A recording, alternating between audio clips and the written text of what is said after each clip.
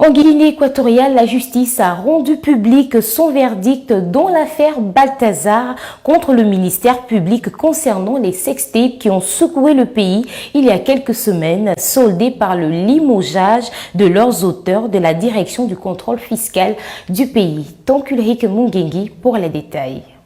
Verdict inattendu de la Cour suprême de Guinée équatoriale. Balthazar Ngonga, l'homme à la braguette facile, est acquitté après une incarcération à la suite du scandale de sextape qui a secoué le pays et même le sommet de l'État, forçant la première dame à sortir de sa réserve pour s'insurger contre ce qui pouvait s'apparenter à une chosification de la jeune féminine équato-guinéenne. Pour les juges, dans toutes les vidéos visionnées, les femmes qui fixent l'objectif apparaissent consentantes et de surcroît majeures. En l'absence de plainte pour viol, le tristement célèbre Robert Val est libre de tout mouvement. Aucune plainte ne permet de conclure qu'elles ont été contraintes ou influencées dans leur décision, dixit le tribunal. Décision de justice également motivée par la bonne santé de l'homme à la libido excessive, avérée par des examens médicaux, et du fait qu'il serait lui-même victime de la publication de ces vidéos par des tierces.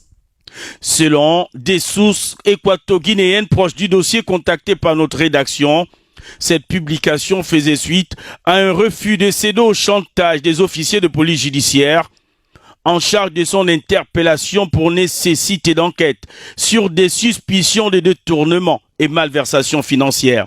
La même source révèle que l'ancien directeur de l'Agence des investigations financières du pays était abonné à un site privé en ligne de films pornographiques à qui il revendait ses prouesses fantasmagoriques avec pour clause principale la non-accessibilité à ce site dans certaines régions où les acteurs ont des intérêts. Balthazar Ngonga, exfiltré de la Guinée équatoriale pour l'Espagne, craignant pour sa vie, menacé par le désir de vengeance des époux de ses multiples femmes, se serait également fait violemment démolir le postérieur lors de son séjour en prison comme des représailles déguisées.